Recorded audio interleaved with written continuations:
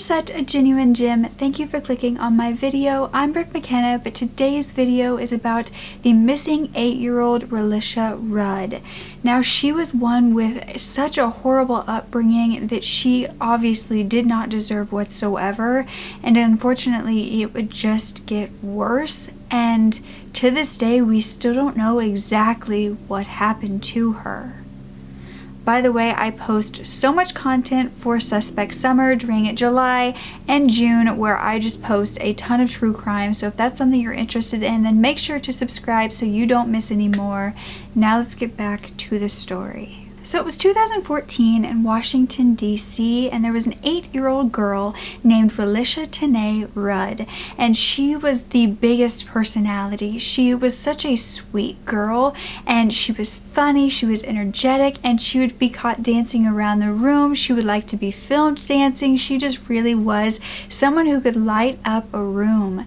And she was often nicknamed Little Mama by her mom, and she slept with a teddy bear named Baby every single night. But this adorable young woman with a sparkling personality didn't have the best life, and this was from back when she was a little girl, and it unfortunately just continued as she got older. You see, at the age of 2, Child Protective Services actually went to see her family to make sure that she was safe and in the best care. I don't think that they found anything that could take her away from the situation, so she continued to live in it, and it appeared to only get worse.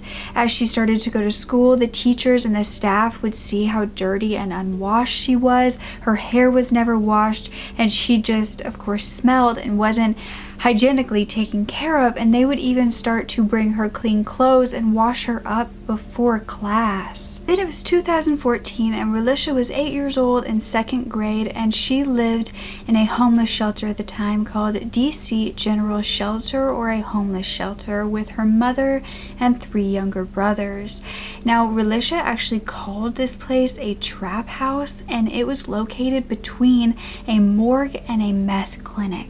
Relisha hated this place so much that she would often ask the school to stay after school for any period of time that she could, and also she would pretend to be sick a lot so that her relatives would take her in and let her stay there for a while.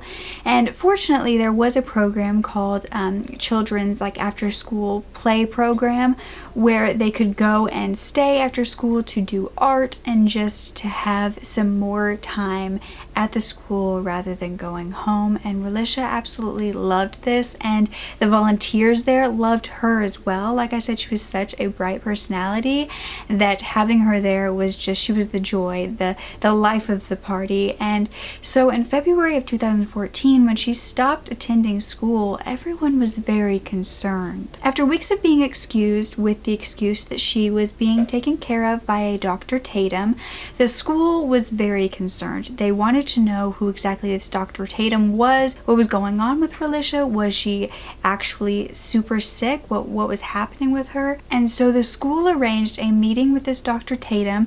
It was at this homeless shelter, and they were just going to talk to him and see what was going on, see if Relisha was okay. But when they got there, Dr. Tatum never showed up. That's when all of this information was sent to investigators to do a little more digging. But also, this was a month after she had stopped attending school. It had been a full month that this girl had been gone, and nobody really knew why. So a social worker decided to do their part as well, and they went to this homeless shelter to do some digging themselves. And what they found was that there was a Tatum there at the shelter, but it wasn't a doctor whatsoever. It was a man named Tatum who was 51 years old, and he was the janitor for the shelter.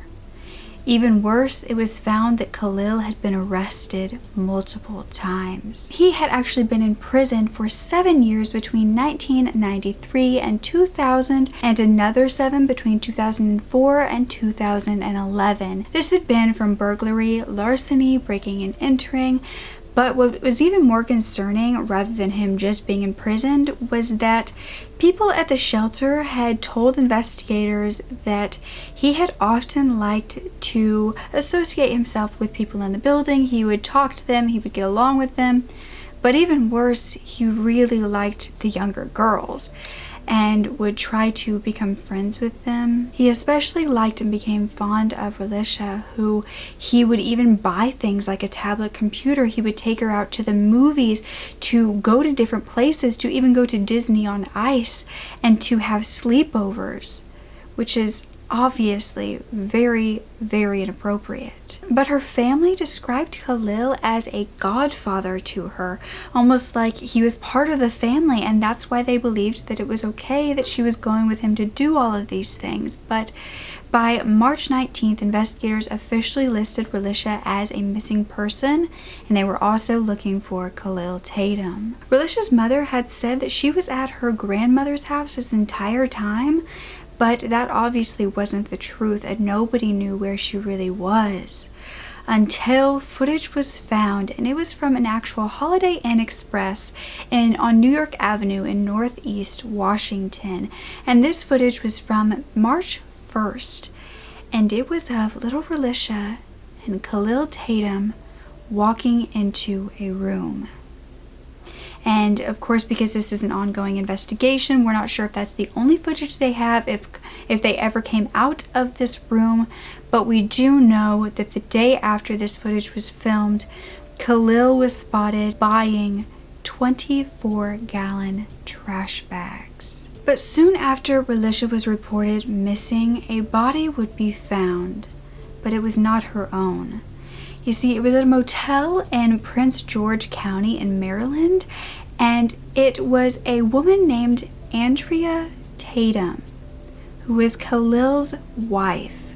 She had been shot in the head and found dead on the motel bed. And just the day prior, she had been seen with Khalil walking into that very bedroom.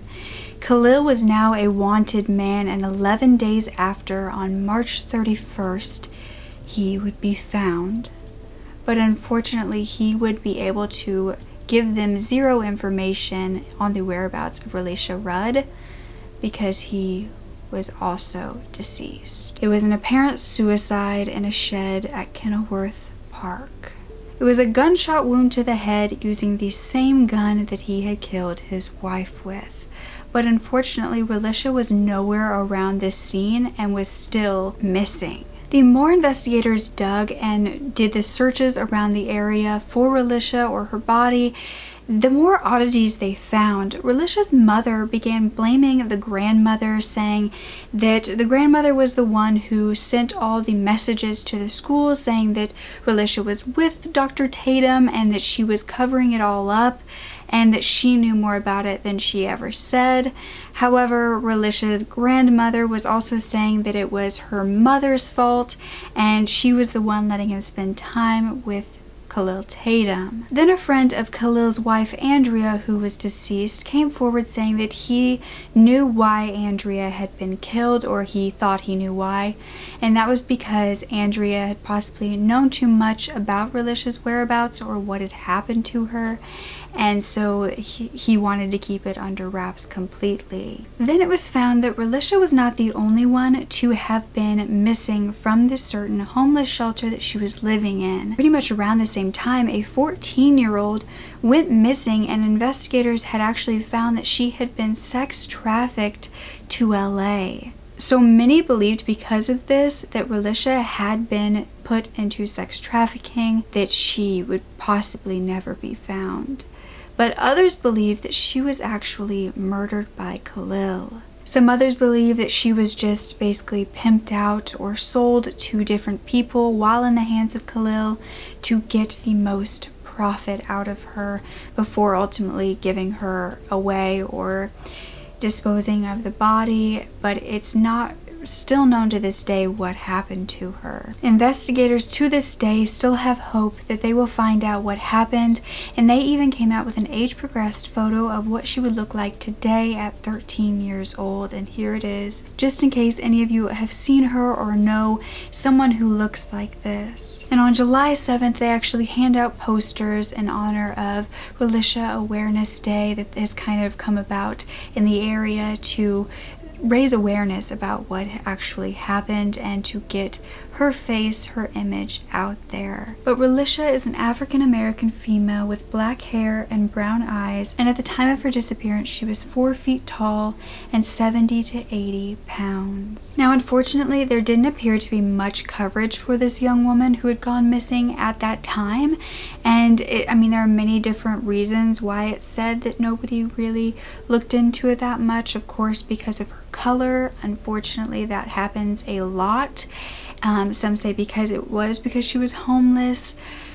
But I think that today it seems to me that they really are trying to kind of do their best at helping out, even though it has been about 5 years since this happened. And they even recently searched the river near the homeless shelter, the Anacostia River, to see if they could find her body, but they didn't find anything. But I think it seems to me that they are really trying to undo the wrongs that they did back when she first went missing, which I love to see, but it does anger me that it took so long and that something could have been done if people were more aware when she actually went missing. But that is also why I wanted to speak on this case, because we never really know. She could be out there somewhere unaware of what happened to her, or she could be trying to get out but has lost hope, and I just want her to know that people are still looking for her and would love for her to come home safely. So that's why I wanted to share her story. But she is 13 this year, and if you have any information, please call the Metropolitan Police Department at 202-727-9099. And if you can, I would love for you to share her photo, the one where she went missing, and her age progressed photo, as well as information about this case or this video if you would like to get her story back out into the public. Don't ever forget to speak up. Your voice is powerful enough, and I love you to absolute pieces. Okay? Bye.